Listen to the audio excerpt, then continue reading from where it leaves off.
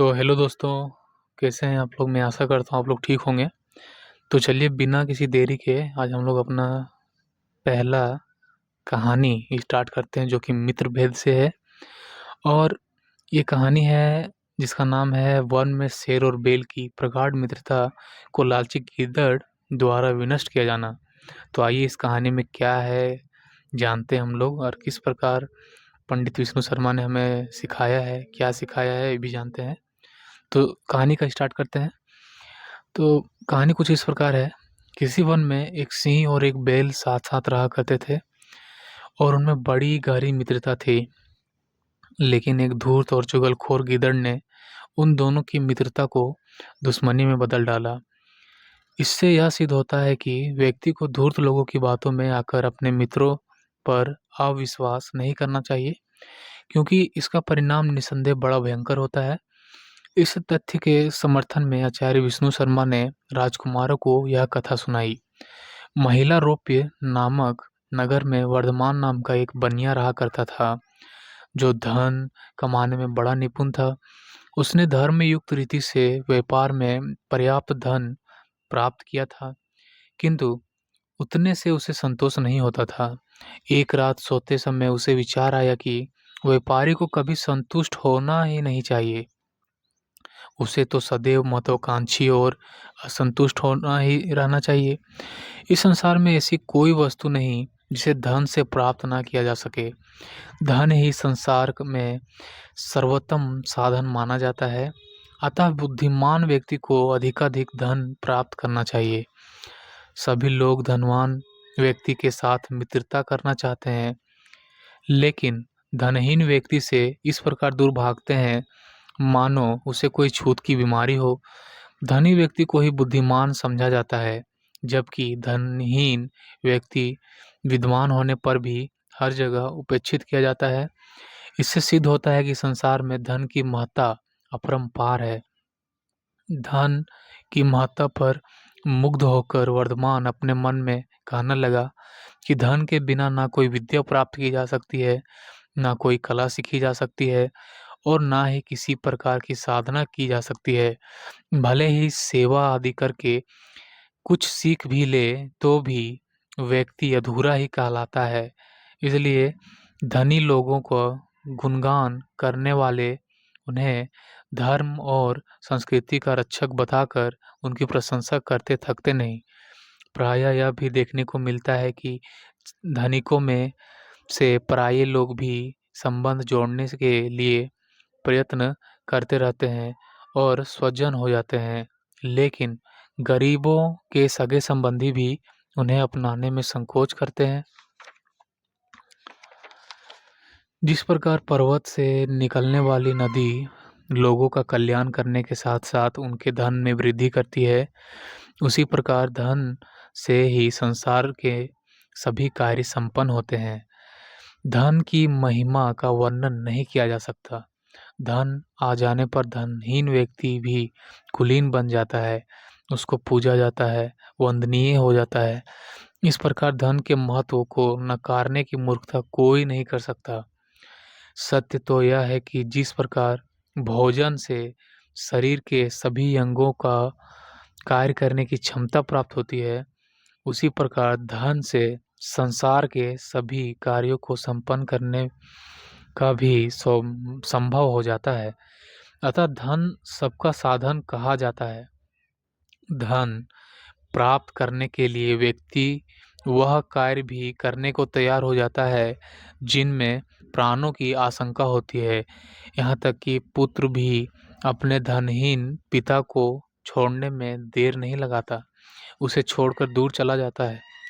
धनहीन व्यक्ति अनेक प्रकार के रोग, अभाव एवं चिंताओं के कारण भरी जवानी में बूढ़ा हो जाता है, लेकिन व्यक्ति कब धनी व्यक्ति कभी वृद्ध नहीं होता, बुढ़ापा भी उससे दूर भागता है। इस प्रकार सोचते-सोचते वर्धमान बनिया इस निष्कर्ष पर पहुंचा कि 6 उपायों से ही धनोपार्जन किया जाना चाहिए। पहला है भिक्षा, दूसरा नौकरी, खेती-बाड़ी, चौथा है कोई शिल्प अथवा अध्यापन या ज्योतिषी आदि, पाँचवा में है साहूकारी और षष्ठा में है व्यापार। तो इन साधनों में धन प्राप्ति के लिए व्यापार को ही सर्वोत्तम साधन है।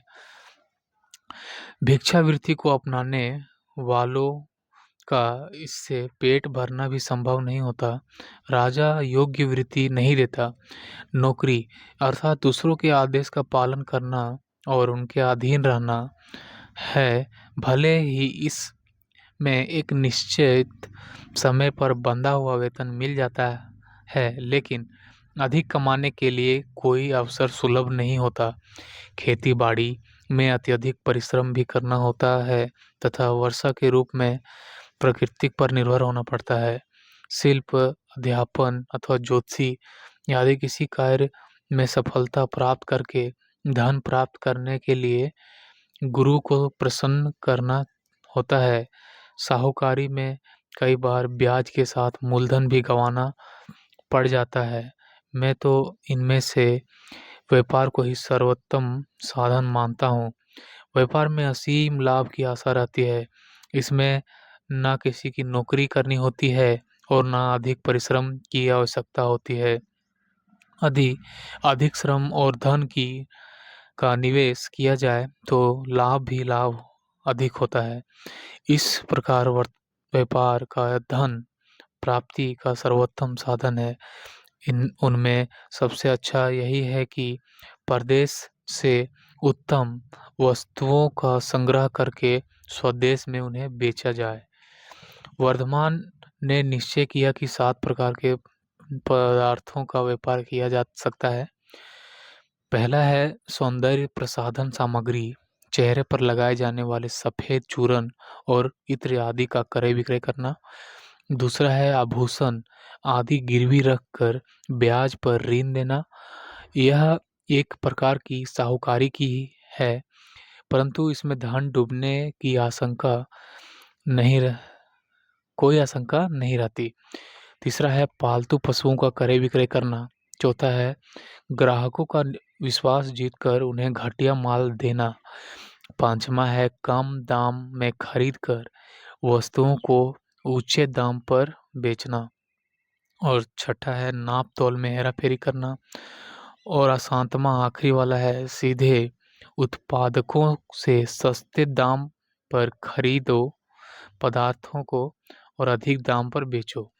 तो सभी प्रकार के व्यापारों पर विचार करते हुए वर्धमान ने सोचा कि सौंदर्य प्रसाधन सामग्री का व्यापार अच्छा तो है, लेकिन इन पदार्थों के पुराना होकर या चलन से बाहर होने पर नष्ट होने की आशंका होती है। साहूकारी के धंधे में मूल्यवान वस्तु हाथ में आ जाने पर व्यक्ति भगवान के से ऋणी के मर जाने अथवा उसके स्वास्थ्य अस्वस्थ हो जाने की कामना करने लगता है, ताकि वह ऋण ना चुका सके और उस वस्तु पर उसका अधिकार हो जाए। पशुओं आदि का व्यापारी अपने आपको सारे संसार का स्वामी समझकर झूठे अहंकार में फंस जाता है। नाप तोल में हेरा फेरी करके ग्राहक को मूर्ख बनाना एक बार तो अच्छा लगता है, लेकिन ऐसी बेईमानी सदा सर्वथा नहीं चल सकती। सीधे उत्पादक से खरीद कर लाए पदार्थों को मांग के समय अधिक दाम पर बेचना से अवश्य ही अधिक लाभ मिलता है। वर्धमान को सब प्रकार के व्यवसायों में से कम दाम पर खरीद कर पदार्थ को महंगे दाम पर बेचने का व्यवसाय सबसे अच्छा लगता है। उसने तुरंत शुभ मुहूर्त निकलवाकर बैलगाड़ी पर अपना सामान लदवाकर उत्तर भारत के प्रमुख व्यापारिक केंद्र मथुरा की ओर चल पड़ा। उसकी बैलगाड़ी में संजीवक और नंदक नाम के दोनों ही बैल स्वस्थ और भली प्रकार बोझा ढो सकने वाले थे। वर्धमान का रथ यमुना किनारे पहुंचा तो संजीवक नाम का बैल नदी तट के दलदल में फंस गया। वहां से निकलने की चेष्टा में उसका एक पैर भी टूट गया और संजीवक जुए को गिराकर वहीं बैठ गया। वर्धमान बहुत दुखी हुआ। वर्धमान 3 दिन तक वहां रुका, किंतु बैल स्वस्थ ना हो सका। इस पर बनिए के साथियों ने उसे समझाते हुए कहा, सेठ जी, एक बैल के लिए आपको इतना मोह नहीं करना चाहिए। इस जंगल में अनेक जंगली जानवर रहते हैं और यह भी कौन जाने कि क्या कल होने वाला है। क्या पता कहीं चोर डाकू ही हमें लूट ले या मारकर परलोक पहुंचा दे। शास्त्रों में कहा गया है कि थोड़े लाभ के लिए बड़े लाभ को छोड़कर खतरा मोल लेना समझदारी की बात नहीं है। आप यहाँ से आगे चलिए। वर्धमान को यह बात उचित लगी और उसने पास के गांव से एक नया बैल खरीदकर अपनी गाड़ी में जोता और अपनी राह पर चल दिया। अपने बैल की देख रेख के लिए उसने अपने 2 नौकरों को संजीवक के पास छोड़ दिया।